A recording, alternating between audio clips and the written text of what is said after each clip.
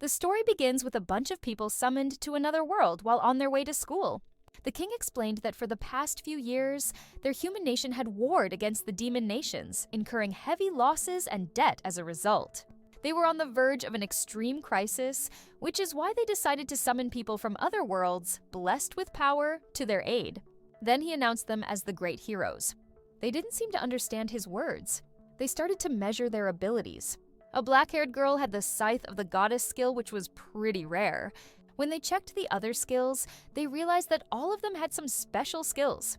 The black-haired girl didn't seem to understand what a skill was. A man explained that it was something that a person gains when passing to their world. The king considered those as the god's favor.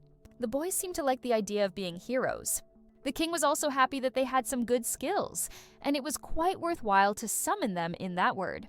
One of the men stated that the boy named Itonami Norio had no skills. Itonami Norio was a useless corporate drone and had a quite boring life. Before he summoned the other world, he bumped into a chubby man on the train. The man introduced himself as a god and explained that he was about to be summoned to another world since his daddy picked him out. According to him, his daddy was the king of gods, Zeus. He mentioned that until now, the administrator was Athena and she was making some discriminations against men. His name was Hephaestus and he was good at making things. It was his first time giving a skill to someone, so he gave his best preparing it. The skill he gave to him was the Master of Supremacy. It was hard to use, but he would figure it out. He put the skill spare on his chest and completed the skill-giving process. Back to the king's mansion, there was a clamor between the guardians. Itonami was sure about his non-existent ability to fight with demons. He wanted to ask him something, but the king was worrying about how he could never go back to his world. They had a way to summon heroes into their world, but they had no way of sending them back. Others were in shock and thought they were joking around. The king mentioned that only the head of the Demon King knows how to do that, which was exactly why they would go and fight his armies. However, as Itonami had no skills, he could not do that. He then offered to have a plot of land.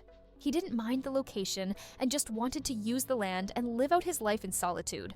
Since he couldn't live his life the way he wanted to, he decided to live out his second life. One of the king's men brought him somewhere and explained that he was free to live there however he chose. The area wasn't part of the kingdom, but that means he should choose to live, farm, and harvest crops there and wouldn't have to pay them anything. The man got his guide fee and told him to live as he wanted, regardless of whether he lived or died. He felt a little bad for making them pay for him. After the man left, he looked to the land he owned and his new life began. Normally, someone would group up with others and go on a great adventure, but he would rather live without action, so he would enjoy a life in safety in that new world. He would rather not have them implore him anyway. He arrived at the beach and decided to make that place his own little kingdom. But to do that, he had to secure some water. To secure that, he needed to check if it was seawater or drinkable water. It was surprisingly fresh, drinkable water. Then he noticed an octopus in the sea. Even though he wondered if it lived in shallow water, decided to get food one way or another. When he got into the sea, he realized that the water was so salty, even though it was so sweet earlier. He took some water in his palm and drank it. The water was sweet when he drank it using his hands, but was salty when he drank directly. It didn't seem like water would be a problem, so he decided to eat the octopus he hunted. He didn't have any seasoning either, so he decided to cook it with some saltwater boiled octopus. Firstly, he needed to start the fire, and he carved a hole into a dry wood and then make a notch. He put a stick into the hole and rotated it by hand, then moved the embers created by friction onto a dry leaf. It was easy to say and hard to manage, so took a deep breath and started to spin the stick with determination. The moment he spun, the fire lit up. While he was eating his octopus, he felt something odd about that world, because the fire lit up so easily, and he even made a bowl and chopsticks. While he was thinking about how his survival skills were so great, he realized that surviving could be the skill that God gave him. He decided to test it out and swung his sickle, and it worked. The grass is cut all the way to the stem. He then tried plowing, and it was indeed plowed, and so thoroughly that he doesn't even have to do anything. Also, it was the exact size he imagined to have a crop field. The Master of Supremacy took the efficiency of anything he was holding and multiplied it. With that power, starting a farm would be easy. He started to plant the seeds when he got back in town and was done in a few minutes. He didn't really know what was planted, but if he could harvest it, then he wouldn't have to worry about food supplies. But even so, it would take a while until it grew. He decided to fish something for the dinner. While fishing, he was thinking about the life he had before and now. He decided to sacrifice some rice balls for Mr. Hephaestus for giving him such a great skill. A fish came on his hook, and he thought it was a big one because it was pretty hard to control. When he finally managed to pull the rod up, he saw that he was holding a mermaid instead of a fish. He couldn't believe he fished up a girl, then realized that it wasn't a girl. It was a mermaid. The mermaid girl scolded him for fishing her. Before he could say anything, the mermaid stated that since she got fished by him, he had to marry her. While thinking that, the distance suddenly dropped to 0. He was shocked that he got a mermaid wife in another world. The mermaid was complaining about her situation while he was thinking about how different she looked from the book's illustration. She stated that she couldn't return to the ocean anymore, but he thought she was exaggerating. The mermaid got even angrier and told him that she had no choice but to become his spouse. She ordered him to take some responsibility and provide for her. He tried to make some excuses and told her to think that through a little. She agreed with him, saying that with her tail they wouldn't be able to mate. She took out a bottle and drank it. Her tail disappeared and her leg came out, but she was fully naked. She was relieved that she could live on land like that without having any problem with giving birth to his children. Itonami panicked and told her to put some clothes on. In the heat of the moment, he took her as his wife, but he didn't have anything besides the field he loathed earlier. Meanwhile, she was uncomfortable with wearing clothes, but he strictly stated that he wouldn't marry her if she didn't put those pants on. He promised to get her some clothes she liked when he could. What was more important now was that they currently don't have a roof to sleep under. He looked at the field and the seeds were sprouting already, which made him surprised. She asked what he was growing, but he didn't know it either.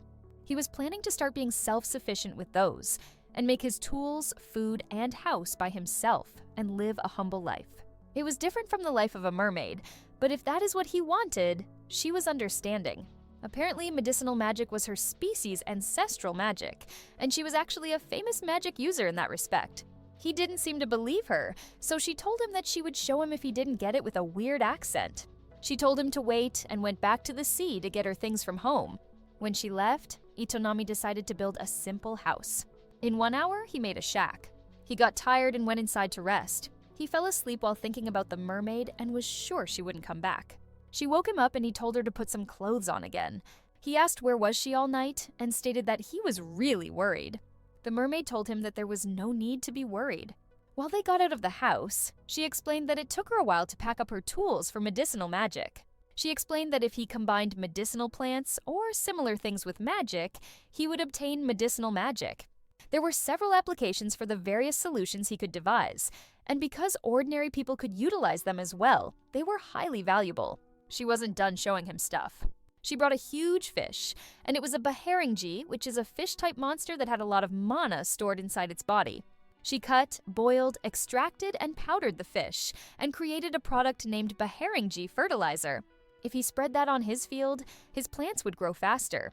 Itonami was surprised that she was doing all that for the field.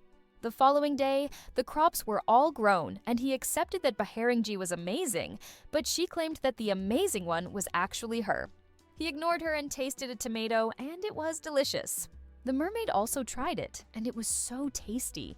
She was astounded that the land dwellers ate such delicious foods all the time.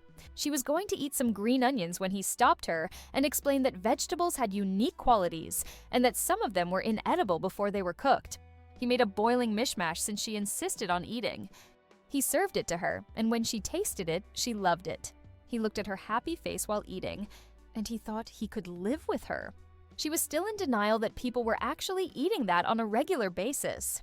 He mentioned that it should be more meaty, so she would combine it with meat, or add some fermented herbs as condiments. She was shocked that it could get even more delicious. While he was making plans, the mermaid was thinking how good he was. He then asked her name, and her name was Plati. Itonami was about to tell her his real name, but he decided to change it and said that his name was Kidan, and stated that he was looking forward to living with her. He started his new life as Kidan in another world with a mermaid. The next morning, Kidan woke up and noticed that Plati wasn't in her bed. He wondered if she was comfortable sleeping on the bed, and hoped that she wasn't struggling. He heard a scream, and it was Plati shouting that there was someone in the field, but it was actually the scarecrow with a wooden sword. He explained that scarecrows drive away birds that would ruin the crops. By having it there, the birds would think it was a human, and wouldn't come close to the crops. Suddenly, the scarecrow started to move, which was usually impossible. He figured that it was because of his skill. Pleady asked if something was wrong with his hands, but he explained that he was summoned there by the king of that country, and he was an otherworlder. While he was explaining his skills, Plotty realized that he was a hero. Keaton was surprised that she knew it.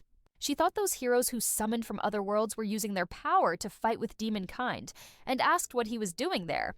He explained that he didn't like to kill demons, so he basically retired to that place. That was pretty surprising to Plotty, because land dwellers and humans usually stick together to survive, and if they don't, they would be killed by monsters. She wondered how he was different from them, but he said he was the same race as the one she was speaking of. He then started to think about what to do for breakfast, and remembered that she woke up early today. He asked if she was okay, and where did she go? Unexpectedly, her face turned red, and told him that she had gone to the toilet. She then asked him where did he do it.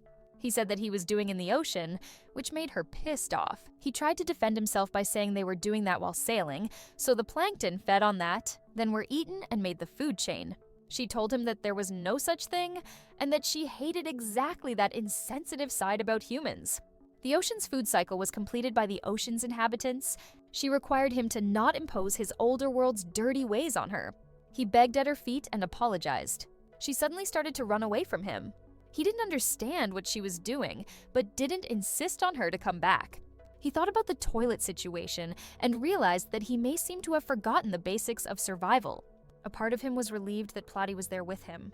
However, he wondered how she felt about that. Pleady came back from wherever she was and brought him a starfish-shaped monster. The prideful starfish stay underwater and absorb organic matter around them, and they were the ocean's cleaners. If he put them in something like a box, he would have his toilet. She cut her wrist just to show how it works, which made him worried. He felt guilty because of what was happening to her. She blushed for a moment, but then she showed him that her wrist was fine. He was amazed by her. He apologized for being so scared, inconsiderate, and dirty. The reason he fished her was also due to the power he had received, and told her to go back to the ocean if she wanted. But she refused and told him that she liked him, which is why she was going to support him as his wife. Kitten got shy and thanked her. She stated that even though their life became easier, he still had to make her breakfast. Meanwhile, in a dungeon, there was a demon sensing his strange mana close by. In the next scene, Plotty is showing her skirt she made from the wrapping cloth she brought in her luggage. He felt sorry for not being resourceful enough. She didn't mind that, because a wife made herself presentable for her husband's sake. Besides, she was going out for the first time in a while. He wondered where she was going, and she said that she found a dungeon. A dungeon was somewhere you could venture underground and find treasure, fight with monsters, and there was a boss waiting at the bottom layer. It would be easier if he saw it himself, so she took him to the dungeon. The dungeon was 2 hours away. She stated that she found it while he was working in the field. It was a cave-type dungeon. Apparently, dungeons appear where it is abundant in mana. It looked like a normal cave to him, but when he took a step forward, he felt an enormous power. He felt like a large animal was licking his face. Depending on the place, the energy that flows and circulates around the world would stop its flow and stagnate. Those places become dungeons and would become increasingly dense inside the dungeon eventually. It would condense and be reincarnated into monsters. As a result, the monsters born within the dungeons would eventually overflow and invade the earth and its oceans. Keaton was surprised by her words. She mentioned that cleansing the things inside was next to impossible, so they would periodically come back and beat up monsters. Before he could object, she went into the dungeon, and as her husband, he decided to go with her. Inside the dungeon, it was completely different from the entrance. The interior was like a castle. Plotty felt something strange and noticed that they were already there. A bunch of different monsters started to run towards them. She told him to stay back and took out a few little tubes. She threw them the tubes and created an explosion. Kitten was already amazed, but it wasn't over. She froze them and struck them with lightning. Lastly, she literally melted them. All of those were thanks to her ability to make battle medicine. She kept walking while he was thinking about how he couldn't choose which one was the monster. He let her handle things there. Besides, he felt like he was useless if he couldn't get a hold of a weapon to use against them. He looked around and found a sword, but it didn't look like he would get the chance to use it. He said that she beat quite a few of them, so he wanted to go home. But she refused. There was something weird about that dungeon she was feeling. The layout of the dungeon and the feeling that those monsters were being led by something means that there was a master there. Dungeons with a master were extremely rare, and they were also extremely dangerous. When he heard that, he looked worried. There were only 2 species that could even become dungeon masters in the first place, which could be a dragon or something else. But before she could say what it was, they got a weird feeling that Kidan felt at the entrance of the dungeon. The ghostly air proved that there was a dungeon master there, which was the worst of the 2. A king of the undead. Lifeless King. Lifeless King was a powerful and intelligent magician or high priest who decided to turn themselves into an undead during his past life. The immortal monarch that reigns over the undead and encounters him was meant to encounter death. The Lifeless King was feeling that special mana and wanted to turn him into a corpse and welcome him as his companion. She threw some of her potions, but it healed itself.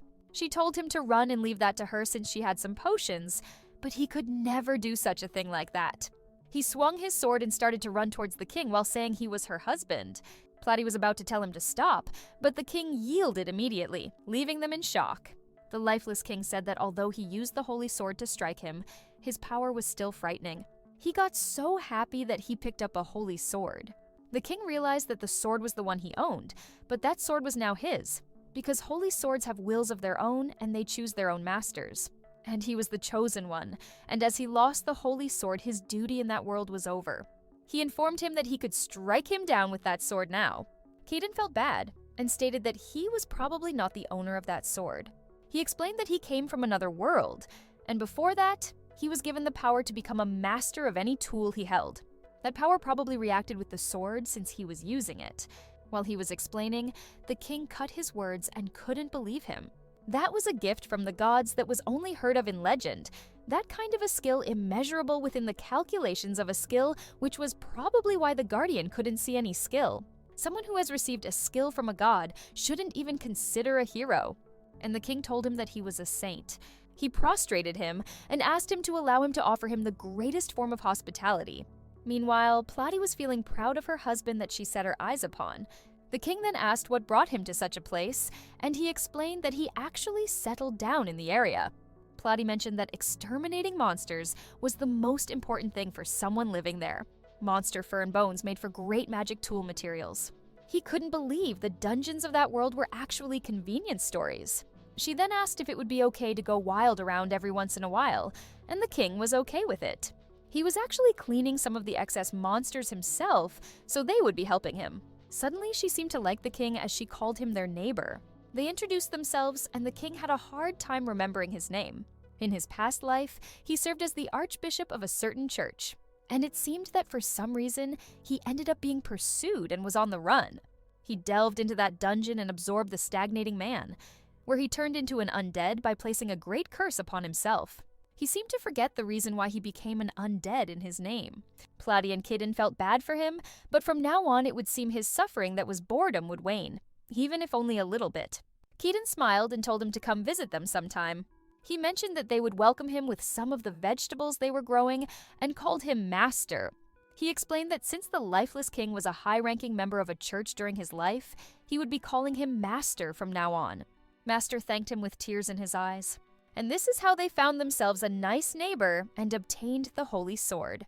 In the next scene, Kiden finished making a smithing kiln. The holy sword was amazing because it could cut a boulder like it was warm butter. She wondered why he made a smithing kiln.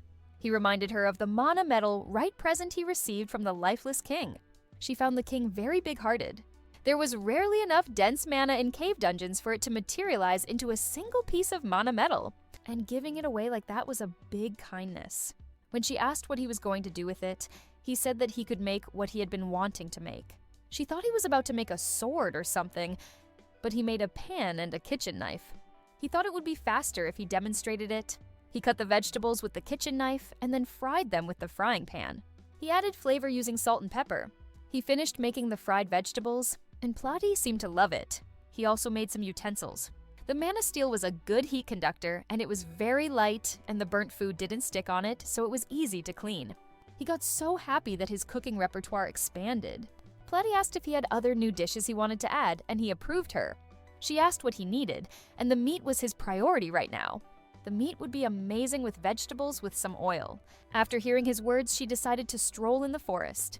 She mentioned that due to her being a mermaid, she still hasn't seen a mountain-type monster until now, and she had always wanted to eat one. Since he looked confused, she explained that there were a lot of types of monsters, like bird types and mountain types of monsters, which were deer and boars. The most cooking-suited ones were mountain types, so that is why they were in the forest.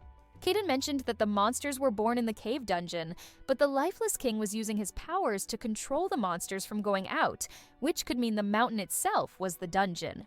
However, he didn't believe that there was a dungeon near there, so he was comfortable. Ironically, a bunch of square boars appeared, and they were definitely ready to fight them.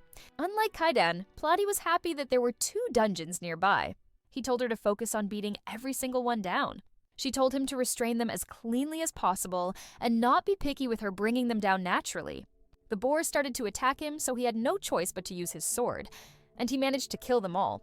She was praising him, but he did it because they had been coming one after another, and he unexpectedly defeated them. She changed the subject and suggested to start preparing it. She promised to use her potion to freeze the meat and preserve it if he cut it to a size that is easy to cook. After a while, they finished cutting and freezing the meats, and he was amazed by her.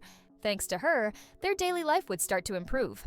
She was waiting for him to make something delicious, and he was planning to make tonkatsu. His mouth watered while thinking about tonkatsu, but there was something missing, which was the egg. He asked if there was a custom in that world where they cook bird eggs. As much as she knew, there wasn't, but she did hear that the land dwellers of that country do that kind of thing, but he can't see that kind of thing in the mermaid country. She suggested going to the mountains again one more time, and if they searched, they could possibly find a bird-type monster. If they happened to come across a monster again, they would have to kill it too. Suddenly, he sensed a strong presence, and they couldn't understand what that thing was in the air. When it landed, they realized that it was a dragon. The dragon asked if they were the ones who invaded the dungeon he was ruling. Kitten was still in shock, and Plotty pointed to the mountain asking if it was there.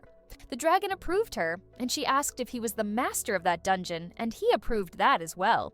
The dragon's name was Grinzel Dragonvale, and he asked who entered his Dungeon King mountain without asking, and slaughtered his underlings. Keaton tried to explain that they didn't know that there was a monster of that mountain. He apologized and promised to never go there again. However, it was unforgivable for Grinzel, and he was so dedicated that he would erase his entire existence. The dragon started to attack by shooting flames from its mouth. Pleaty was in a panic, shouting they were going to die, but he would not let that happen, so he swung his sword toward the flames and blocked it. The dragon was taken aback by that because a mere human could never do something like that. Meanwhile, Plotty was so proud of her husband. The dragon was still shocked that nothing was harmed by its flames. They looked at each other, and Kidan apologized for entering its dungeon without permission. But if he really wanted to pursue matters beyond that, he would fight with him. He asked if the master of the dungeon was willing to fight with death with him while he was praying that it would back off. The dragon didn't say anything but saw his sword. He had an idea to use the sword's name to make himself look stronger than he was. However, the dragon told him that the sword was his and tried to take that from him. Before it could take away the sword, Lifeless King appeared and stopped it. He punched the dragon and apologized for everything. They didn't seem to understand what happened, so he explained that the dragon came to his dungeon to find the ones who entered his dungeon, and he accidentally told it about him. Keaton told him that it was their fault to barge into the dragon's mountain without permission. He explained that for a monster of the dungeon, invaders were just an everyday occurrence, which means getting angry just because the shallow part of your dungeon was invaded, and leaving the dungeon to chase down the invader was too imprudent. He kept scolding the dragon for a while and told him to go back to its mountain, but the dragon refused to leave there because he wanted to have the sword that its father asked it to retrieve from that dead body. He asked why the Lifeless King gave the sword to him, and he explained that the sword had its own will, and chose Kaiden over there. The debate flared up, and they were about to fight with each other. Keaton told them to wait and hold on to the dragon's tail, and it fell like it was nothing. The dragon was trying to understand how he managed to do that, but instead Kaiden asked him if he would like to join them for a meal. He then brought a newly cooked steak, and when it ate it, he was enchanted. While the dragon and Plotty were begging him to give more, the dragon started to shine and shrinking. The dragon then turned into a girl. Lifeless King explained that the dragons do have those kinds of abilities. The dragon girl explained that she'd come to like the steak he made and would always loathe her. After they ate, the dragon, which her name was Gritzel, told him to not get carried away just because he could cook a bit. She also stated that she would burn that man inside into ashes with the cum in her bed. She turned to a dragon again and promised to took the sword back from him and eat delicious meat. He told him that he was welcome anytime. Before it left, she asked if there were any bird monsters in his mountain. He didn't know how many, but they were bony, so they don't waste good. She asked if he had some eggs, and they have eggs. It seemed he could make the meat dish even more tasty than today. After hearing that, the dragon went straight to the dungeon to catch the birds.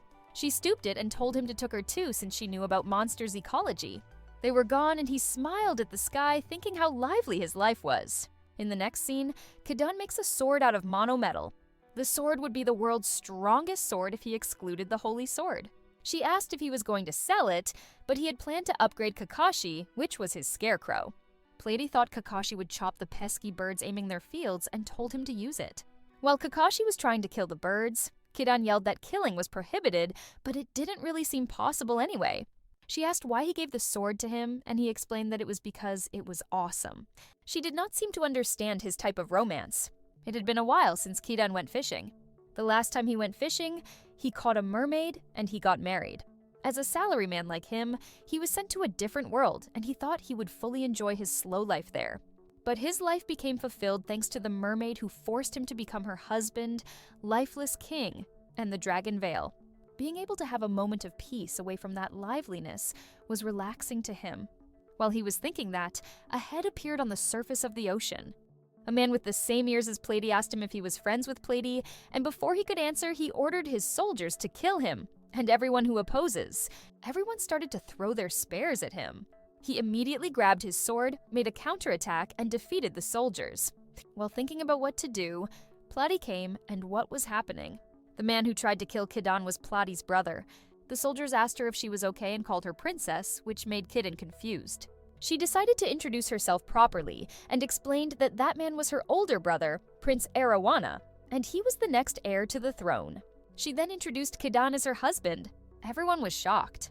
She understood that he came there to bring her back, but she stated that she would never go back to the Mermaid Kingdom. Prince Arowana didn't seem to accept her decision and told his soldiers to resume the battle to kill the land dweller, Kidan, for violating his sister and kidnapping her. He was dedicated to killing him and bringing back Plady. She told Kidan to not hesitate to counterattack, but there was no way he could dare to do that. The dragon came to help, and the soldiers wanted to run away in panic and fear. The dragon asked if Kidan was all right, and the prince was too stunned to speak. Plady told Dragon to not get too excited just because he was thanked. The prince was still having a hard time processing what was happening and didn't even notice that he was the only one who didn't leave there. As a reward for not running away from the dragon, Gezar told him that he would turn him into charcoal. The prince wasn't scared of someone like him and refused to listen to anything he said. Plady agreed and told him that since there was nothing to talk about, he should return to his kingdom. Kaden interrupted and told her that she couldn't talk like that because the reason her brother was there was because he was worried about her. As for him, it was his responsibility to listen to what he had to say. The prince thought about it for a second and changed his mind. Kaiden led him the way, and the dragon hoped that he would treat him to a new meal. Plady seemed confused about something. When they returned home, the prince reprimanded Kidan for allowing his sister to reside in such a rundown house. Kidan felt ashamed. As he began to imagine various scenarios in his mind, Plady advised her brother to turn his attention to the other side, where they kept the meat and vegetables from the mountains in a storage building.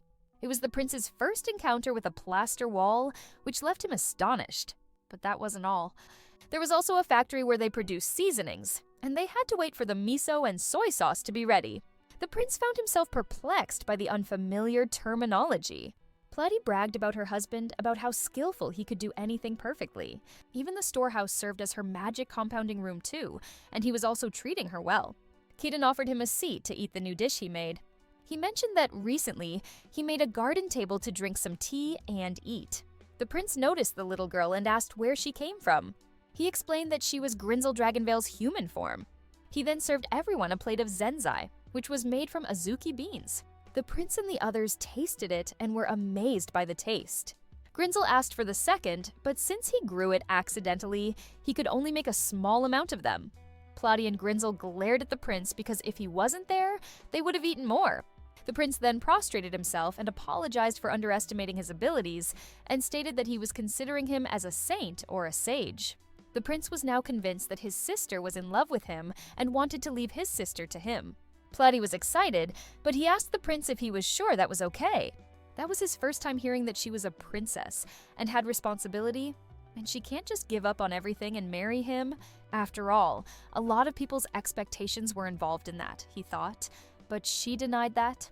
She didn't care about people's expectations as long as she was married to him. While she was screaming, the prince told her to calm down.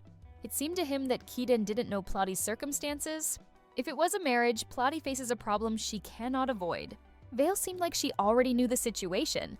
There was a conflict over the sovereignty of the surface between humans and demonic beings, and it had now reached the mermaids who were neutral about that issue, so political marriage was imposed. The prince asked how she knew that, but as long as that continued for 100 years, it would still get on her ears whether she liked it or not. Isekai'd now understood the situation. The prince approved Vale and mentioned that engagements from both humans and magical beings were coming, and the royals were forced to choose a side. Isekai'd asked what happens if they don't want to choose either side. If they don't, they will become enemies of both sides, and they will be targeted by their attacks. That is why the highest echelons of the kingdom were discussing which race Platy should marry. Her brother understood that she wanted to solve the problem and save the kingdom by disappearing. And now she was living with Isekai'd without any disturbance, so he wanted to fulfill his sister's wish. He turned to Platy and stated that he was glad that she met such a nice person like him. He begged for one more time to protect her and marry her officially. If that was the case, Isekai'd wouldn't mind marrying her officially. Vale interrupted and confirmed that he was going to marry her. Unexpectedly, she decided to marry him too. She was thinking about how to get that holy sword he possessed, and the properties that would be shared if he get married, and the lifespan of humans was like a blink of an eye for Dragon. She was also thinking about the delicious meals she would eat. She then asked if he would marry her, and he refused immediately. She didn't seem like she was expecting him to refuse, so she asked why, and he explained that he already have Platy. She tried to convince him by saying it was totally fine for a strong man like him to have multiple females. Even though he was strong, he wasn't interested in polygamy, and he wasn't even Vale's master.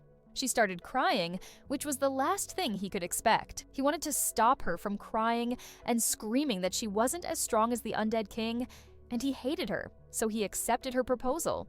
While she was celebrating, he apologized to the prince for doing that in front of him.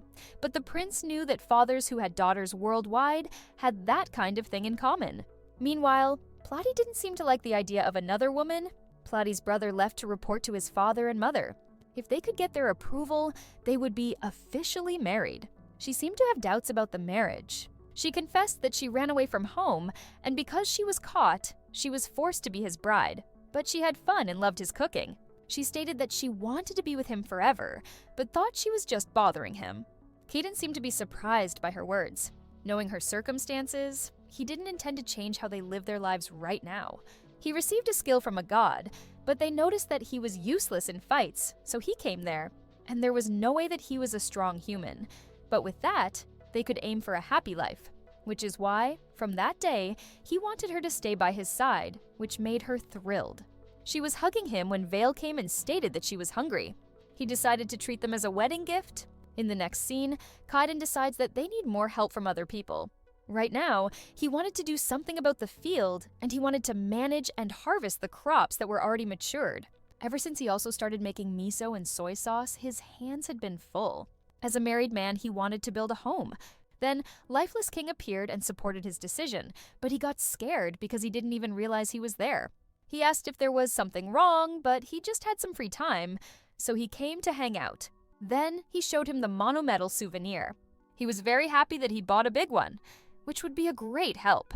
With that, he now could make tons of house tools. That was perfect for someone like him who was short-handed. The thing was, the other day, Platy's brother pointed out a few things. He wanted to build something different from anything he had ever done until now, which was why he was building a home. Platy suggested asking Lifeless King for help. He didn't think it would be a good idea, but the king asked how many people he needed and if 10 would be enough before he could ask how he was going to get them there. He told them to wait for a moment and transformed. When he came back, he brought a bunch of humanoid monsters from his dungeon. There were 5 orcs and 5 goblins. The monsters who were born in his dungeon took orders from him. He gave them orders to obey the holy saint so he could tell them whatever was needed.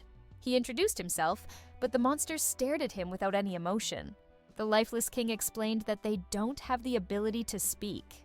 They had enough intelligence to comprehend orders, but they lacked self-aware. He mentioned that he also didn't need to give them rewards. On top of that, they absorbed mana in the air to sustain themselves, so he didn't need to feed them. Plutty seemed impressed. He thanked the king for his nice gesture. The king wished him good luck in making his house transformed again. He said everyone to combine their strengths and build a splendid house with a big enthusiasm, but again, there was no emotion on the monster's face. They worked together with a great combination, and Kidan seemed to be impressed by their productivity. The orc physique was really suited for manual labor, while goblins were skillful with their hands because they were small. They were having a hard time learning hard jobs, but if he taught them diligently, they steadily got better. There was nothing special in getting help, but watching them working for him made him become nicer and nicer to them. Plutty was watching and listening to him with admiration. She suggested he not empathize with them too much, since they weren't living creatures. She was right, but for Kidan, everyone should be given a chance to live like that. She explained that magical beings have employed humanoid monsters on a large scale to fight against humans. These monsters are sent in armies, and their strategy is based on the assumption that they will ultimately be defeated. However, even if they are killed, they can always be replaced in the dungeon. He was surprised by what he heard, but even though what she said was true, monsters were the ones who helped them in so many ways. He tried to accept the world he was living in now. A goblin lost its balance and fell to the ground. He immediately went to check if it was okay, or if he had hurt, but then remembered that they couldn't talk. Suddenly, the goblin mumbled that he was all right. Plutty and Kidan were scared and shocked at the same time. When he asked again if he was all right, the goblin approved him again. He tried to say that he wanted to work more for Kidan, and another goblin joined him. Others also started to speak and told him that they wanted to work. It seemed the monsters now had self-awareness, but he did not believe that self-awareness was something that could happen simply like that. That was probably from the power he received, he thought. He reminded himself to use his hands with caution, because it was too amazing. However, with his skill, he would finally be able to talk to them.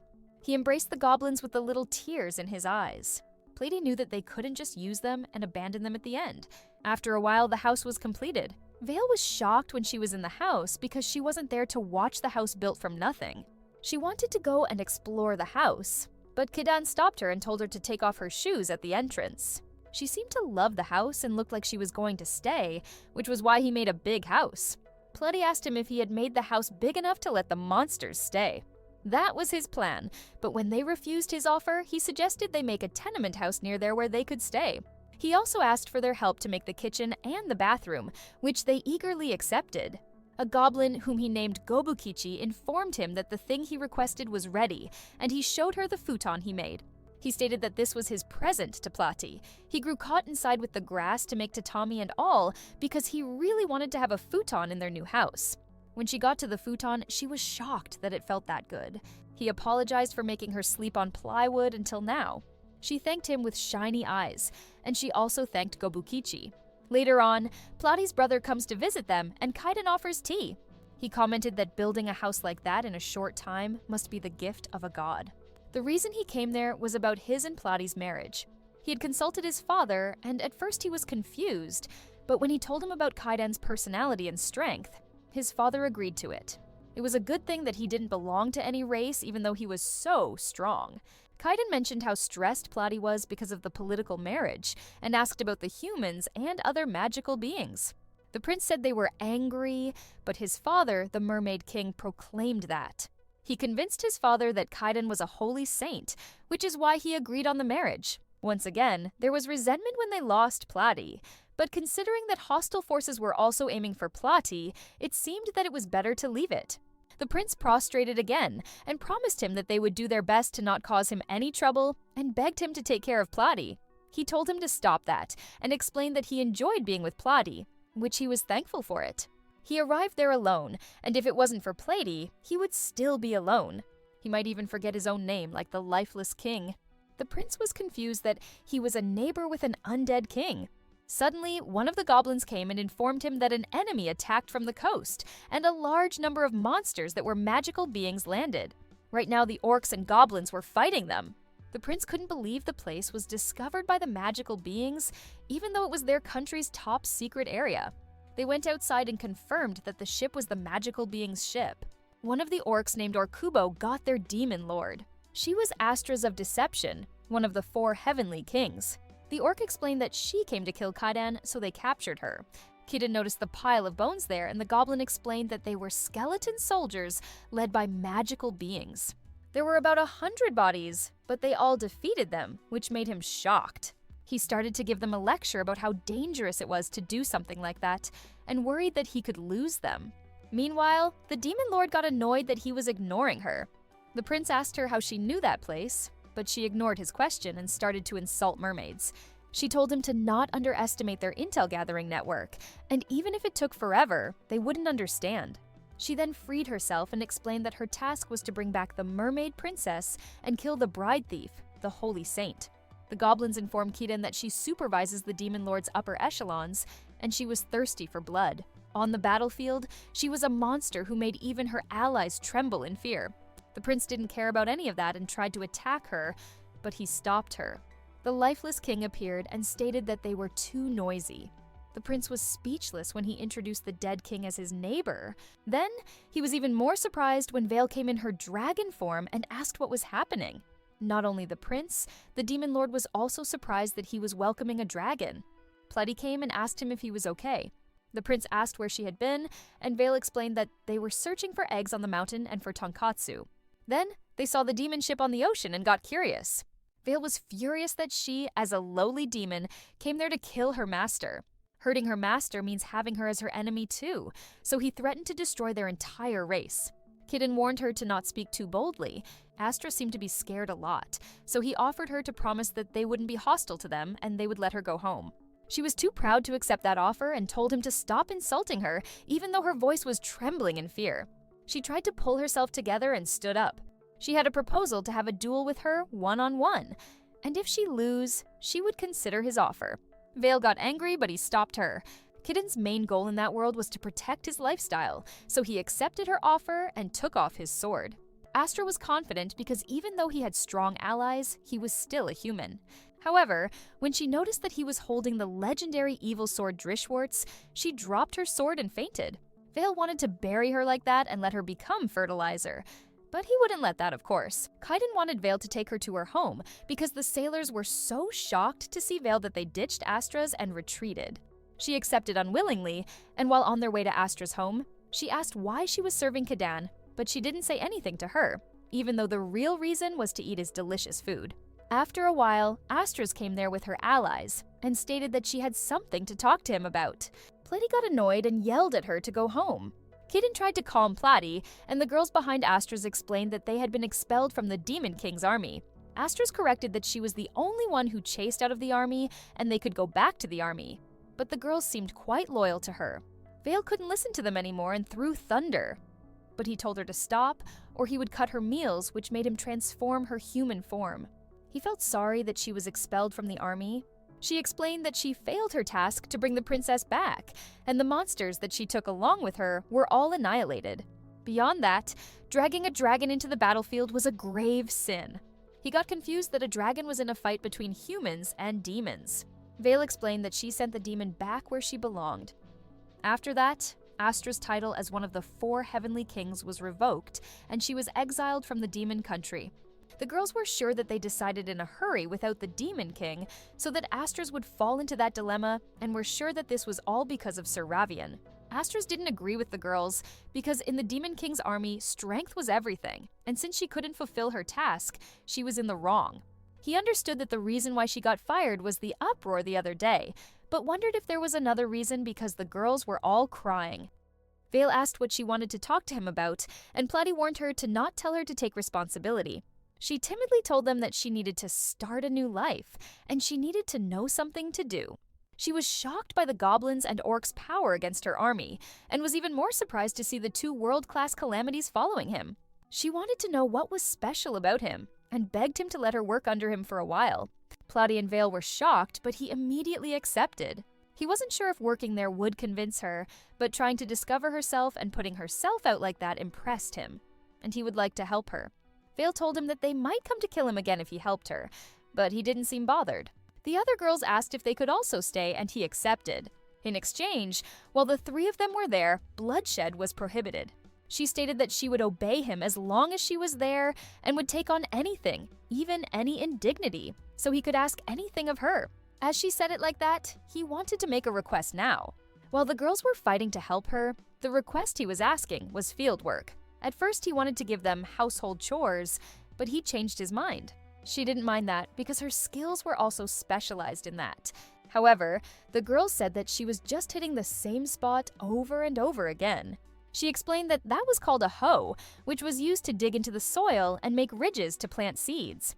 Kitten commented that she was well informed, and she said she was a commoner, so she had some experience. One of the girls mentioned that Astras and pal Belina were born as aristocrats in the demon country and were fair maidens. She told Batier, the girl, to leave that matter to her since she decided to serve the holy saint no matter what. Keaton thought how earnest the demons were. He told Batier to go and make ridges with the goblins. Meanwhile, Astras and Belina would plant the seed in those ridges with a 30 semi-amperes gap between each. They started to get back into the work, but not so long later, Astra's back started to feel terrible. Suddenly, Belina screamed. She was scared of something beneath the soil that was a wriggling, living thing. Astras made a sudden movement and cracked her back, and a huge mess happened, which is when Kitten realized that this job was impossible for them. He then sent them to their next job hunting with the orcs and goblins. That job was the right one for a warrior like her, she thought. She asked Plotty what she was hunting, and she said Kitten wanted to refill the meat stock, so they were hunting square boars. They heard something, and Astras told them to leave that to her, and she would use that to rid herself of the shame from the field. The boars were getting closer, and she told Belina and Batemi to get ready. However, orcs and goblins were so strong and combined that they couldn't lift a finger. Astras noticed the axes and sickles they were holding, and those were made from mana metals. Seeing the girls surprised, Plotty explained that their tools and weapons were all made from mana metals. On top of that, the sheer metal purity of them was rare. Belina now understood how they were so strong, but those guys were unparalleled when Astras first met them. However, that time they didn't have any weapons at all. Plotty mentioned that the hoe from earlier was made from mana metal as well, which made her notice that it was their ability that was lacking, not the weapons. She didn't want to stand there doing nothing, so she ordered the girls to take them down. After a while, everyone but them managed to hunt square boars. She never thought taking the strength of the square boar into account and hunting in the mountains would be so hard. Plady got ready to dress them, since they can't carry them like that. Meanwhile, Kitten was cooking a delicious meal for them, and they arrived right on time. When he went outside to welcome them, he saw the gloomy mood the girls were in and wondered what was wrong. Plady explained that they were upset because things didn't go as they planned. Astras said that as one of the Demon King's 4 heavenly kings, Astras of Deception, she was a soldier who was feared by both human and mermaid races, but upon coming there, she lost the title. The residents were unparalleled and the equipment was godly. What she realized was her powerlessness. Keaton told her that she wasn't powerless, and it was not about their power, it was about the people who swore to stay by their side. And she had a power called charm. It was fine to believe in yourself more, and someday she would discover new possibilities in herself. It appeared that he had successfully gathered them, so he proceeded to invite everyone to partake in their dinner. Given the pleasant weather, they made the choice to dine outdoors. The young ladies had never encountered such a dish before, and he took the opportunity to explain that it was a freshly prepared ginger-grilled square boar, accompanied by a delectable tanjiru soup. The dish emitted a delightful aroma, prompting them to sample it. The taste was so exquisite that Astras found herself welling up with tears of joy. Plady and Vale too expressed their contentment with the meal, and Kitten couldn't help but feel a sense of satisfaction at having prepared something so delightful. He encouraged everyone to savor the food and uplift their spirits, assuring them that they would give their best effort once more on the following day. Astras came to Belina to say that she couldn't find Plady and Kidan anywhere. It seemed they were in the sea. They had some errand to run, as Belina said. Meanwhile, Astras was done harvesting the requested vegetables, but she asked if other things needed to be done. Belina told her to pull some weeds there, and after that, they would clean the house. While Vale was lying down on the floor, said that if a person did not do work, they would die. Astrid then asked how her situation would be in that case, but the attitude she saw was nothing but humiliated by Vale saying lowly demon to her. Vale said to Astrid that she was doing a so-called house watching. Belena thought it would be reassuring when that person came back right and decided to guard the house while Kaiden was away. Kaiden and Plotty were at the shore, and Plotty said she really needed to return to her mermaid form from time to time. Kaiden asked her if she felt more at ease spending time in the sea than on land. However, for Plotty, it was the same either way. After all, the land-dwelling medicine that she made was the best quality, as she said, and her lifestyle on the land was comfortable. Kaiden thought what a considerate wife she was, and asked her what she wanted to talk about. As Plotty said at the place that they were in, there were sea monsters coming out from those parts. Cave dungeons, mountain dungeons, and of course, there were also dungeons in the ocean. Kaiden realized that field fertilizers, the disappearing herrings, and even starfish were monsters too. Some monsters were useful, but some were not. To Plotty, beneath that ocean, there was a bad monster dwelling in it. Kaiden wasn't happy to hear that, because he didn't like the idea of meeting one of the top 5 monsters that he didn't want to meet. However, Plotty told him that if it was going to be deer, then even that monster was just a piece of cake. He couldn't let Plotty go alone there. Meanwhile, Plotty created a water-breathing medicine and wanted Kaiden to put it in his mouth, and then, while chewing it, he could breathe underwater. She warned him not to swallow the medicine. Then they were ready to go. Kaiden sometimes forgot that his wife Plotty was a mermaid because she was always on the surface, but she really was a mermaid, and that beautiful princess was his wife. Then they noticed something with a hostile look approaching them. It was a Rhynie eel. Plotty said to Kaiden that she was going to stop that thing's movements, so she would leave the rest to him. Then she fought as hard as she could, and the monster started to burn. She told Kaiden it was his time, so he made the last move, and the monster was killed by them. Their task there was done, so they decided to go home immediately. On the road back home, that seaweed couldn't even be used for magical herbs. It grew so fast that it was a nuisance, so Kaiden asked Plotty what she was going to do about that. He thought that seaweed was probably a wakame, which was a species of edible brown seaweed. Plotty told him not to tell her that he was going to make a dish out of eel and seaweed. As soon as they arrived, Kaiden made food and told her that it was a trial dish seasoned with salt and pepper, and it was done. It was the Isekai'd wakame soup he made from the eel stock. Plotty tasted it and really found it delicious. Even a useless ingredient seemed to be a lie. The refined flavor and crispness when you bit that seaweed and that feeling was amazing for Plotty. She said that her respect for him just skyrocketed. Kaiden told Plotty that there were others who were supporting him, and he had realized that the blessing of having support was such luck. The other thing that Kaiden realized was that he needed to make time for just the two of them, because they were newlyweds. Therefore, he decided to come together and swim. Plotty was happy with that, and she said that she needed to make a water-breathing medicine that enabled him to talk underwater. Then she would leave the monsters to him. In the demon castle, Astrid, one of the 4 demon lord's heavenly kings, was not only dismissed, but also evicted. However, the demon lord wasn't happy with that decision, so he asked Reverian who permitted her dismissal. As Reverian said before, Astrid made a huge blunder. The lord said to Reverian that was his plan to make Astrid fall into that dilemma. He sheathed his sword and held it to his throat, saying that he was a traitor while he was begging for forgiveness. The Lord warned him and told him to get himself together by the time he returned, at least to a degree where he alone could shoulder the responsibility. Then Reverian gave him the coordinates of the transmitted magic. The Demon Lord set off furiously to find Kaiden. He said that even Demon Lords had moments that were driven by passion. In the next scene, a girl named Momoko Akisaka was fighting with monsters as a hero. She was shouting out her attacks like she was in an anime. The goddess's sickle skill was the power she gained when she was transported to that world. She was using that power to fight alongside the humans who were in a war with Demon. She was having a hard time adjusting to the new world she was in, as there was no modern technology there. Food was cooked over a fire. Bread was usually stale and hard. The bed had fleas, and the clothing was made from rough fabrics that made her skin itch. As a result, some people from other worlds didn't last very long. When she was first summoned there were about 9 others as well, for a total of 10 people. She wondered if the guy who had no skills was still around. In that harsh world, if you don't have any skills, you will most likely die. But she wasn't like him. Her skill was considered valuable, and it was the reason why the king was taking care of all her needs. Having a skill gifted by a good was considered a rare privilege. Now in that world, her main aim was to fight and fight until her skill is the strongest in the world. But the enemy kept on coming, and the Demon King's army seemed to be made of endless numbers of troops, but she couldn't let anything end like that.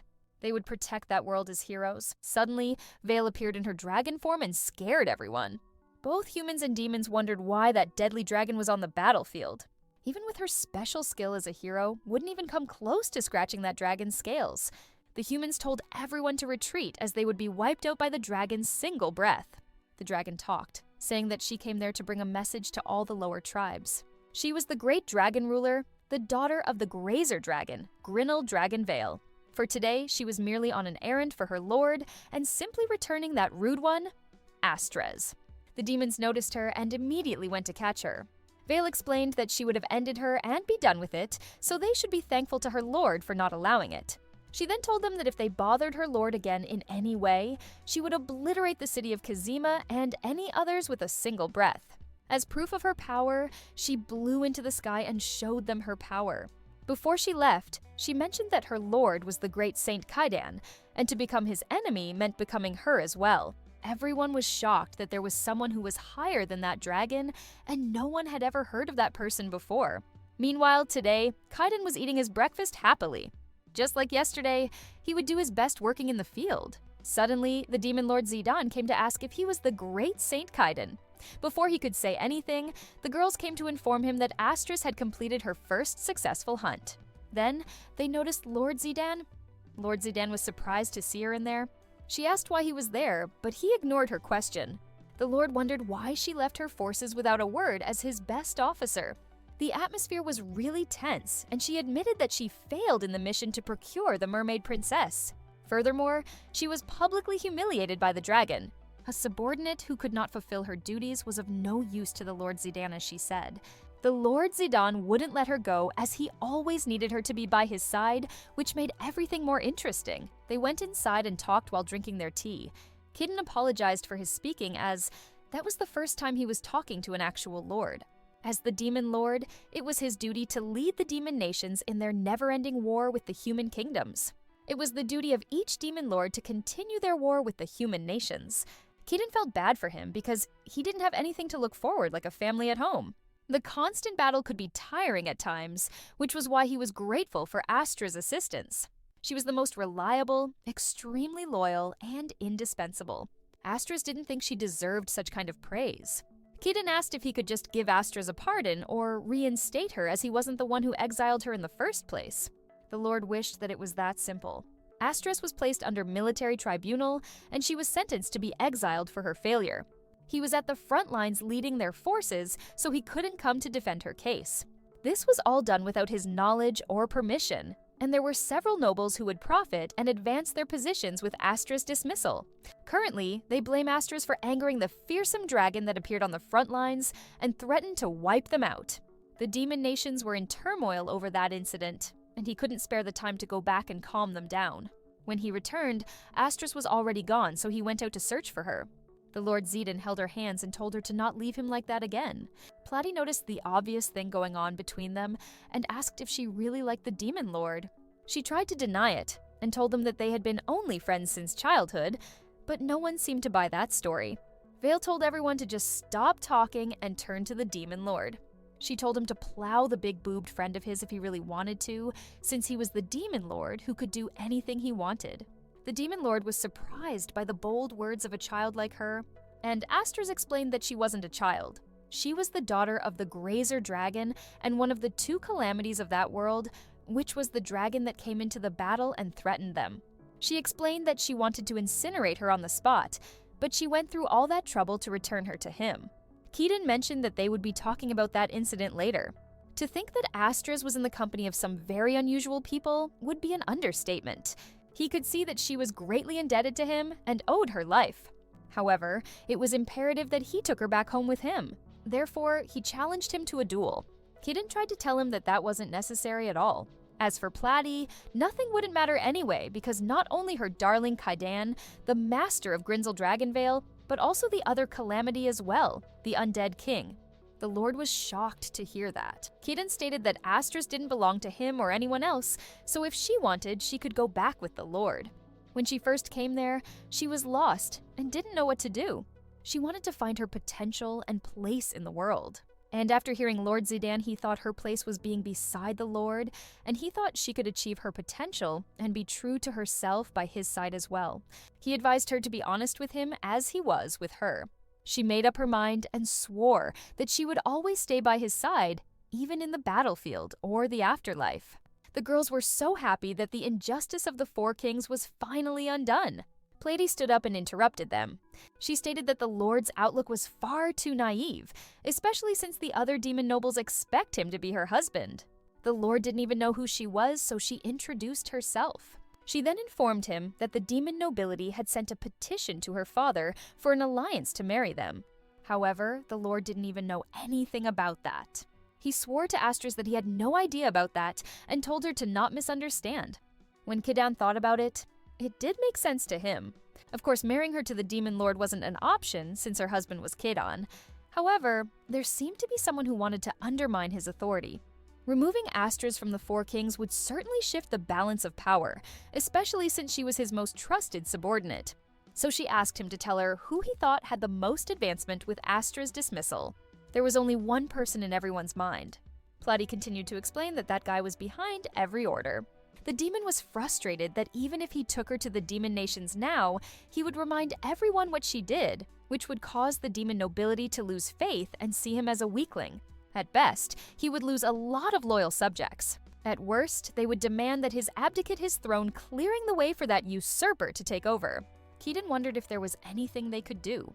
She said that the marriage was not only to forge an alliance, but to ensure that the kingdoms would have heirs. By not marrying the mermaid princess, he would be seen as ignoring the future of his nation. Pleiades stated that there was an easy way to solve all of that and foil that bastard's plan. The two of them didn't return to the demon notions as lord and subordinate, but as husband and wife, so they should get married. It was so sudden for Lord Zidane, but he had no problem with getting married to Astris. Making her queen would be the worst thing that could happen to someone who wants Astris' downfall. If someone in the demon race was aiming to have power as close as possible to the demon kings, then they would want their daughter or sister to be the king's first lady. With that, it's settled that they were going to get married. Astris didn't know what they were supposed to do to get married. Pleiades explained that what was needed in a marriage was exchanging marriage vows before God. They didn't seem to understand that, so she explained that it meant standing before God while saying their vows, and not even destiny could stand in the way of that. In Kidan's world, they would have to fill out a marriage registration form, submit it to the office, and get married formally. He wondered how they'd do those marriage vows. Pleiades wanted to explain it, so she called the lifeless king. Lord Zidane was taken aback when he saw him. He now knew that the rumors were true. Pleiades asked why she called the king. She explained that she had him to be their marriage. The lifeless king used to be a great pastor for a big church. She would have God see those to exchange their vows of love to each other with his own eyes. However, the lifeless king stated that they were from the demon race, and back when he was alive, he used to serve the human race.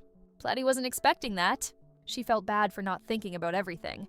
Kidan didn't seem to understand what was wrong, so the king explained that different races worship different gods. The human race worships the god of the heavens, Zeus, the mermaid race, Poseidon, and the demon race, the god of the underworld, Hades. Each believed in their own respective gods.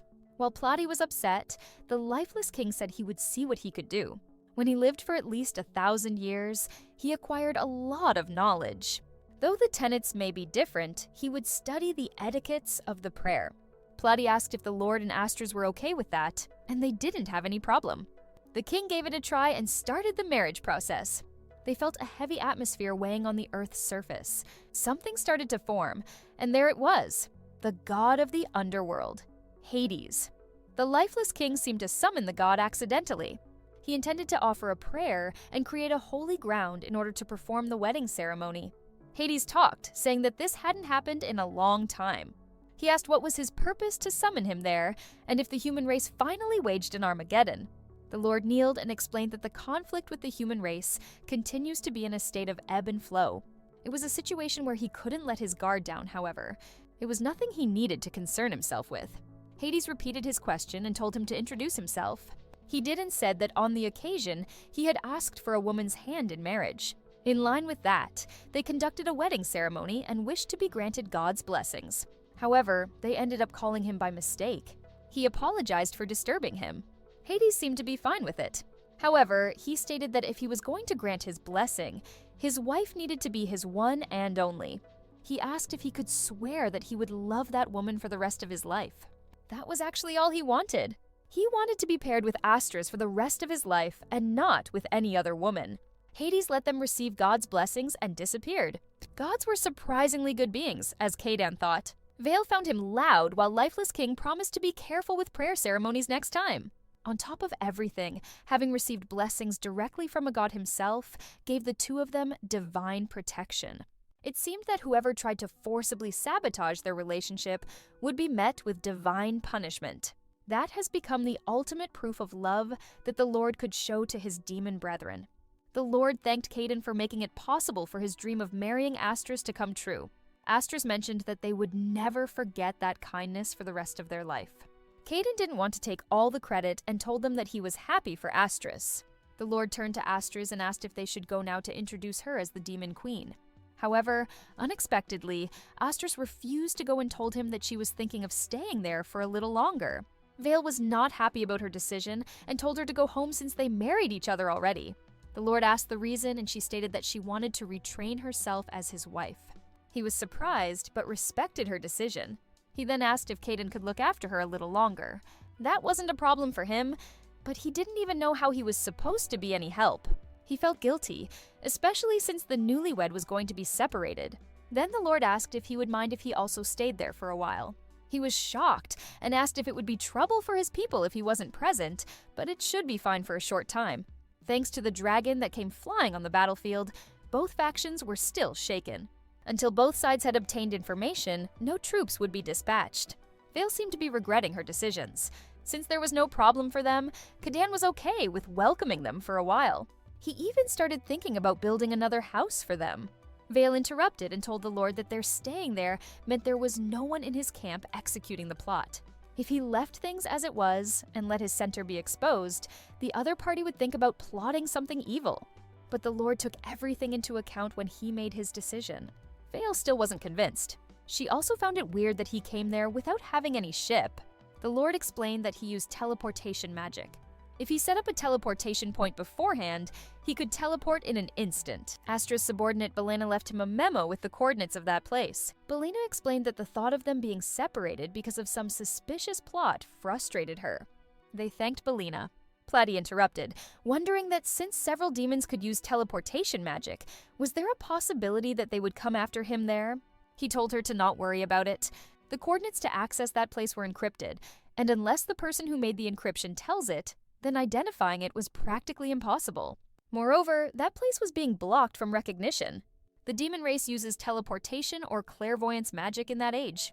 Either magic allowed the user to identify a place far away from them, but a powerful restriction magic that voids them surrounded that entire area. It was all or nothing when the Lord tried teleporting, but thanks to Belena, he managed to arrive there. They were far from being able to come there or even sense him being there. Kaydan wondered who put up such a convenient magic barrier, and the Lifeless King said that only a dragon could use such magic. Vale didn't see any point in hiding it, so she confessed that she put up a barrier around the entire area to stop the demons from coming there, but he still managed to come there. Kaydan kneeled to her and asked if she really thinking of him that much.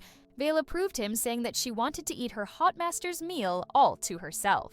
They now understood that it wasn't because she hated them. He patted her head and thanked her for always looking after him. Now it was the time to celebrate the marriage. Kaydan prepared a huge feast to congratulate them on their marriage. When the Lord tasted it, he stated that he had never eaten something that delicious. Vale loved the food so much that she turned it into her real form. Since the Lord's astonishment was continuing, he explained that it was the same meat Mrs. Astris caught for them today, the Kirisaki deer. Platy prepared it well by using magic seasoning. It wasn't just him, it was made by everyone. Vale told them that all of them were meant to serve her master and her. He mentioned that Vale also thought about them in many ways. Platy was amazed by the taste of the food. The Lord said that it was something that you couldn't even find in the royal palaces. He seemed to understand why the dragon wanted to conceal that place. Platy wondered how he learned to cook like that. He explained that he used to live alone, so he did a little bit of cooking for himself. Thanks to the skill he had endowed with, He was able to recreate ingredients and cuisine not native to that world. But he thinks that was why it tasted delicious. At any rate, he was just happy they were enjoying it. Astris wondered if Kiden's cooking was a state secret.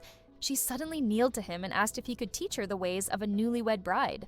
Plutty scolded her for asking someone else's husband for that. She felt upset that other than swinging hand chops, there was not much she could do. He tried to cheer her up by saying it was because of her that the crops he grew and the dishes he made tasted good. However, she was a queen now, so it would be for the best if someone like Koku looked after her. She doesn't agree because she thinks it is necessary for her to overcome as the Demon Lord Zidan's dutiful wife. The Lord asked him to train him as well. He didn't understand his request and asked if he wanted to undergo bridal training. He approved him, and not only the cuisine, but also the crops to the building themselves were truly interesting. He could understand why his wife wanted to study there. Also, he wanted to reciprocate Astris's desire to support him as her husband.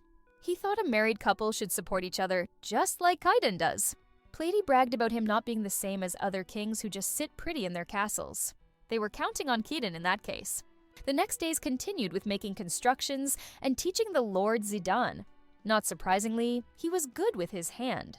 Astris came there to inform them that the food was ready, wearing a cute apron. The Lord blushed seeing her that cute and thought he was in heaven. They sat and started to eat. The meal was delicious as always. The Demon King was crying from happiness. He wondered what was the name of the dish, and Astris said it called Nikujaga. Kaiden mentioned that she made the meal herself and was pretty good at handling a kitchen knife. All that was left was to learn the process and different traits of ingredients and seasonings. The girl wondered what else was necessary for bridal training, and Balana mentioned the clothing. Learning to sew was also important. She noticed the clothes the Lord wearing, and Kadan explained that he made it himself. He was a guy, so he could also make clothes for other guys. But even though he promised to make clothes for Plady, he couldn't come up with a design. But he already had some fabric with him. He showed the fabrics, and Belina was shocked about their quality of them. When he was exploring the mountain dungeon earlier, he found a caterpillar that spewed thread, so as an experiment he tried to bring back several of them to raise himself. And that is how he was able to make that fabric from the caterpillars. They were again realized his unique ideas. That means that it was okay to make clothes for girls using fabric. Balana's parents actually used to run a needlework shop, so she knew all sorts of things. Kiden told them to start with making Platy's clothes first. Baitme took out her measurements, and it was now time to find out her 3 measurements. She told everyone to let her measure them, since she would be making everyone else's clothes eventually. Plady wondered if she would make everyone strip and take off his pants. The girls were shocked and asked her if she had always gone commando. Plady didn't know the meaning of commando, and wondered why people had the same reaction every time she stripped. The girls remembered that since she was a mermaid, she didn't have the concept of wearing clothes for her lower half. Plady wondered if there was any problem, and Batemi explained that to them, demons and humans living there on the surface, exposing the lower half to the public was considered a crime. Plady was shocked by that information, and got mad that no one had ever said that to her. She remembered that her brother was putting something on his body sometimes, which was called panties. Baitme told her to leave it to her and she would show her wonderfully made panties. While measuring Plady, Batemi noticed that she was tucking her stomach in. Plady never felt upset about the delicious food Kadan made until that moment. They measured Astra's too, and her stomach was more plumper than they had imagined. After a while, Batemi finished making Platy's skirt. The frills on her dress were inspired by the sea's waves, and it was blue. Plady seemed to love her skirt, and Kiden was thankful to Baitemi. While they were talking about the panties Batemi made, Vale threw a fireball toward Platy's skirt. Kiden was about to scold her, but she told him to keep quiet and take a look. As Vale thought, it didn't burn at all, which means that fabric had a great deal of anti-magic infused into it. She was almost sure that it also had high defensive powers, which would make it superior to armor. Baitme didn't do anything different to the fabric, so they wondered if the caterpillar had an ability like that. Vale asked if Kadan had done something to them.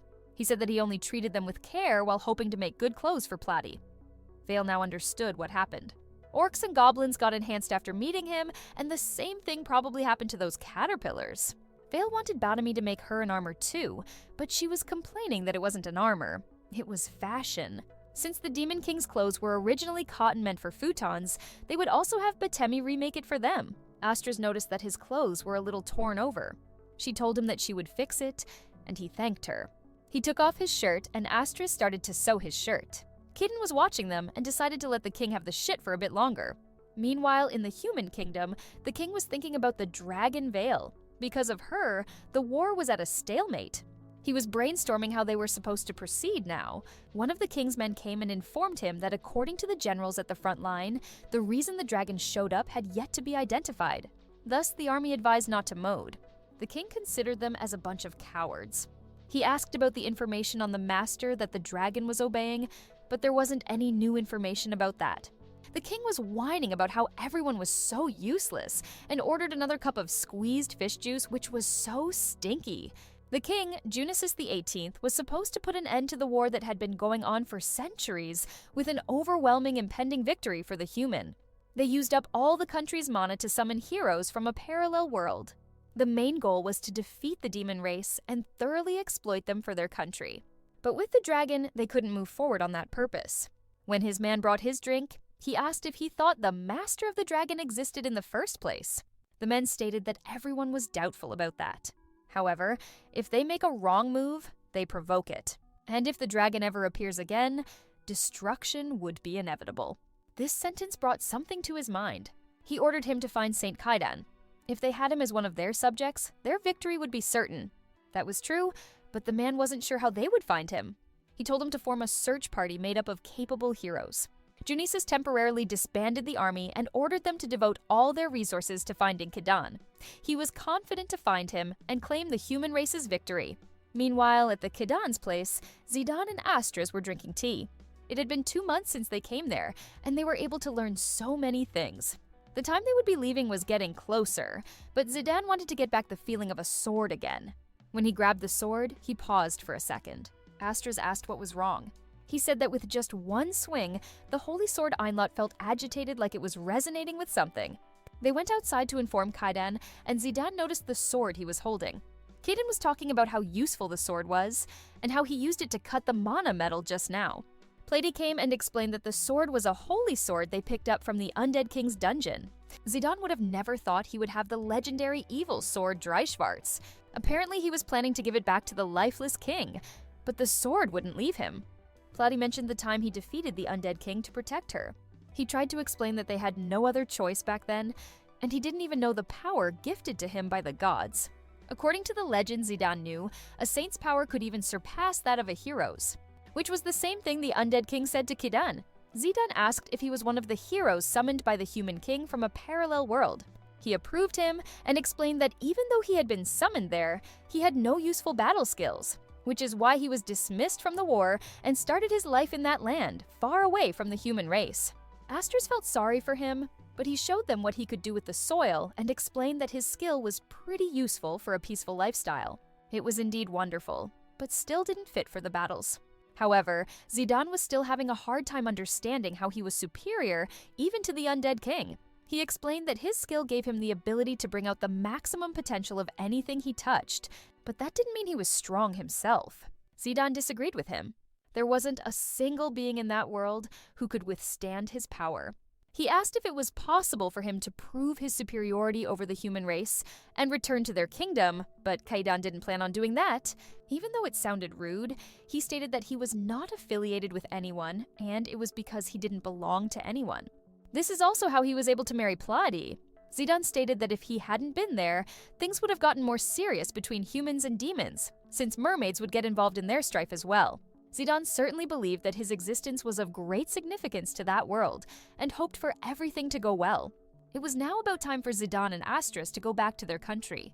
His plan was to return and mow down those who were imprudent, as well as regaining the sympathy of the entire nation once more. Kaidan hyped him up while Vale was complaining as always. She asked why the girls weren't going home.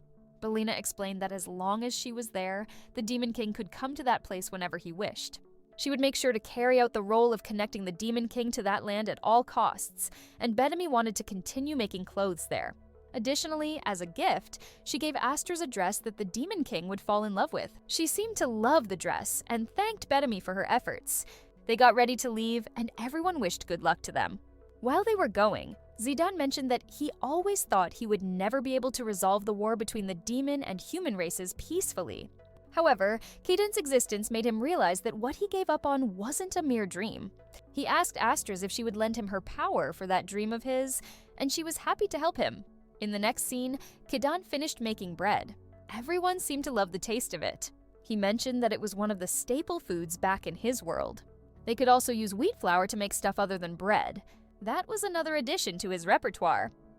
He then told the girls that there was a crop he had been thinking of producing next. He was planning to make the real staple food of his world, so he wanted to produce rice. However, Plotty seemed to have something to say. She said that the orc team was in charge of construction, while the goblin team handled the fieldwork. Bedami was their tailor, and Belena controlled the waypoints. Vale was claiming that she was protecting the land, and Plotty was the only one who was in charge of medicine and fermenting, preparing and processing the field's manure, producing miso and soy sauce at the brewery, and last but not least, she was managing the fridge and the crop warehouse. She can't possibly handle all that workload by herself. Caden felt incredibly guilty and threw himself at her to apologize.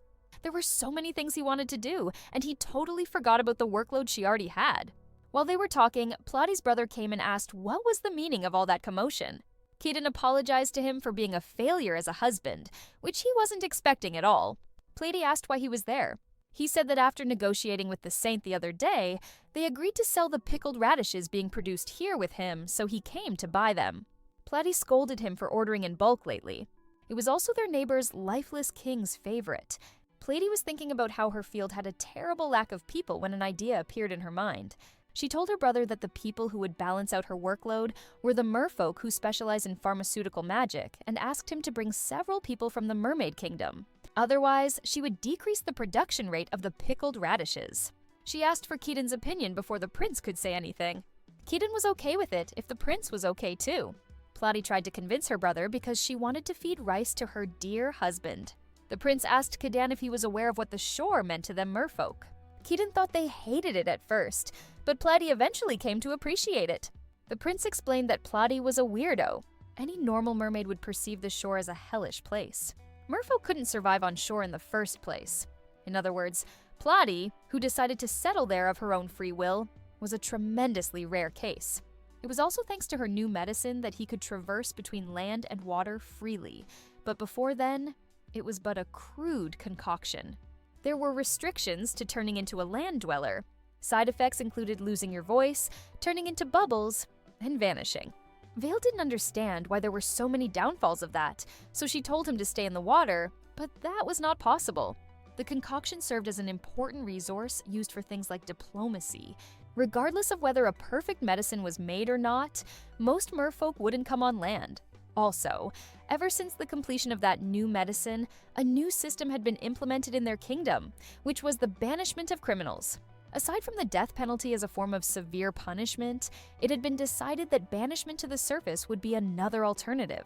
Without the vaccine to reverse the medicine's effects, they had no choice but to spend the rest of their lives in a vast and unknown land. They all seemed horrified by the things he had just said.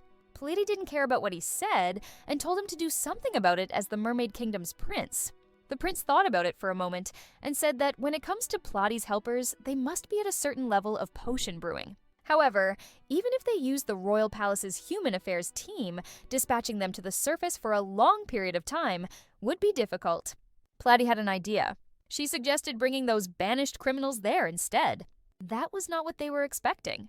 He scolded her for saying something so careless.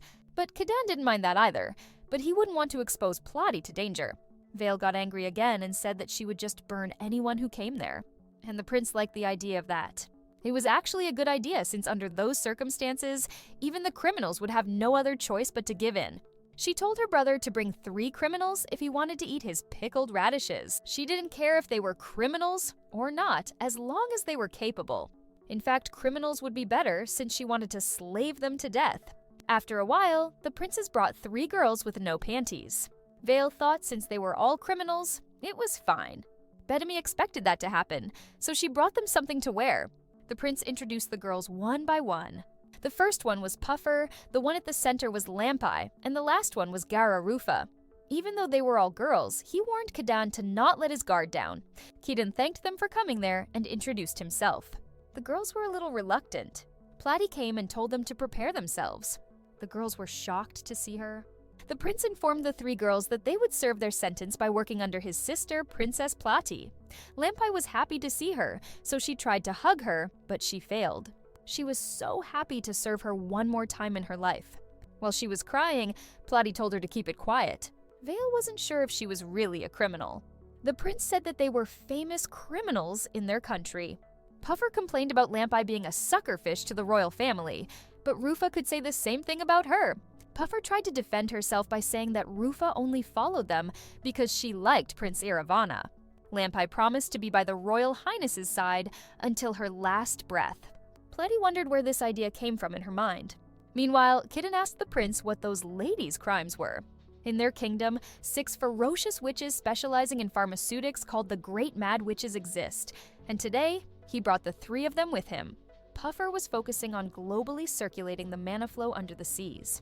She aims to develop a way to artificially control that. Kitten couldn't understand what was wrong with that. He explained that if she could control mana, she would engulf the entire world in ice. And with that, she planned for the ruin of both the human and the demon races. Gara Rufa was entrusted to the highest authority in the Merfolk Medical Association for pharmaceutical magic, but she spouted peculiar theories. She was complaining about how no one understood her work. Within illnesses lie microscopic beings that were behind their cause, she said. She said that the human body could remember foreign pathogens that enter the system and build resistance against them. Then, antibodies could be produced by drawing blood from those who had recovered from the disease and injecting into the body of another affected person. Iravana couldn't believe she still dared think of treating a weakened patient like that, even though one can die from being injected with someone else's blood into their veins. However, an otherworlder like him would understand everything she said. He then asked about Lampai's crime. According to the prince, she was even more troubled. She used to serve the royal merfolk as an imperial guard. He didn't understand why someone like her would be in jail. The prince explained that the riot during Plati's wedding was the cause. The merfolk, who were compelled to politically marry into either the human or demon race, had their public opinions split into 2 at that time, not knowing whom to side.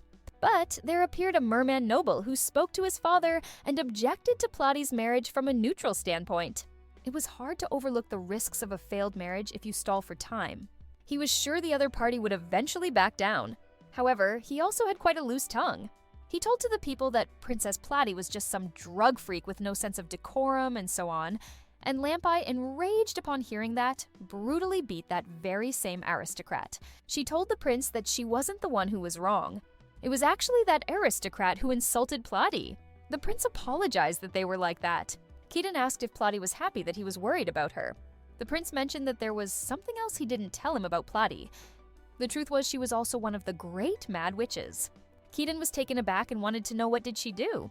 The prince explained that compared to the other witches, Plati had been behind far more dangerous drug inventions and scandals by a long shot. Since she was from the royal family, she didn't get punished for her actions.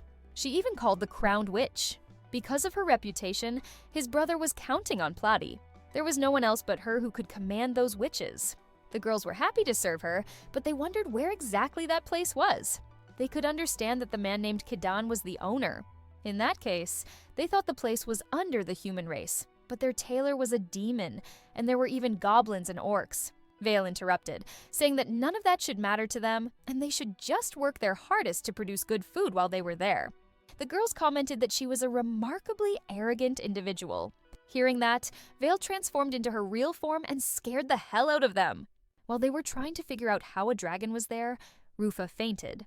Keaton told her to behave or else he wouldn't give her any food. She immediately came back to her real form, and Kadan suggested throwing a pizza party to welcome their 3 new friends.